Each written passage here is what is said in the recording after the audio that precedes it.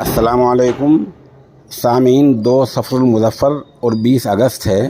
خبر کا عنوان ہے اسلام تلوار سے نہیں پھیلا۔ دراصل کچھ دن پہلے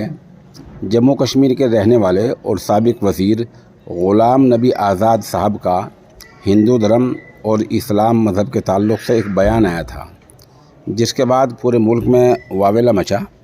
اور خود کشمیر کے لیڈروں نے ان کی مذمت کی۔ آج ان کا ایک وضاحتی بیان آیا ہے، پورا ویڈیو پیش خدمت ہے۔ ہندوستان میں ہندو مسلمان اتحاد کے بارے میں بول رہا تھا، اور میں یہ بھی بول رہا تھا کہ کچھ لوگ جو عام طور پر کہتے ہیں کہ مسلمان باہر سے آ رہے ہیں، میں اس کا فرق ہمیشہ دیتا کہ یہ 2 چیزیں واضح ہیں۔ ایک مسلمان بہت ہی چند باہر سے آ رہے ہیں، زیادہ تعداد مسلمانوں کی ہندوستانی مسلمان ہیں،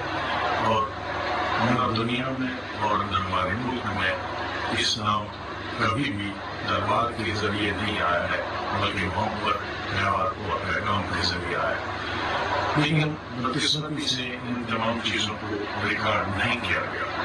میں نے اس میں یہ بھی بتایا تھا کہ ہمارے ملک میں، ہندوستان میں ہندو دھرم بہت پرانا اور یہ حقیقت ہے، کیونکہ یہاں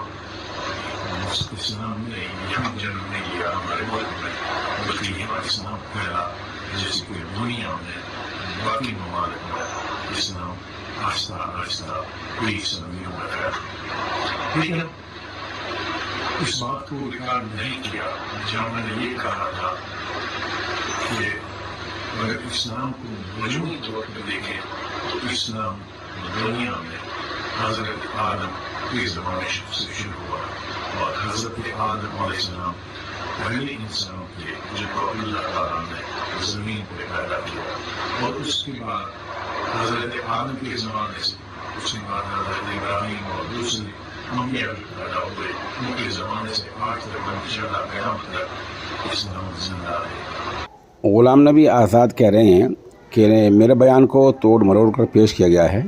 اور میرا پورا بیان ریکارڈ نہیں کیا گیا ہے۔ وہ بتا رہے ہیں کہ میری مراد ہندو مسلم تاریخ سے تھی، اور میں یہ کہنا چاہ رہا تھا کہ ہندوستان میں جو مسلمان ہیں وہ باہر سے نہیں آئے ہیں، بلکہ زیادہ تر مسلمان اسی ملک کے ہیں، یہیں کے رہنے والے ہیں۔ دوسرے کہ میرا ماننا ہے کہ ہندوستان ہو یا پوری دنیا میں کوئی بھی ملک ہو، کوئی بھی دیش ہو، وہاں اسلام تلوار سے نہیں پھیلا ہے۔ انہوں نے کہا کہ میری مراد تو یہ ہے، میں یہ مانتا ہوں کہ حضرت آدم علیہ السلام اسلام مذہب کے پہلے نبی ہیں، اور محمد صلی اللہ علیہ وسلم آخری نبی ہیں۔ یہ 3-4 باتیں انہوں نے اپنے بیان میں کہی ہیں، اور بار بار یہ بات کہی ہے کہ میرا پورا بیان ریکارڈ نہیں کیا گیا۔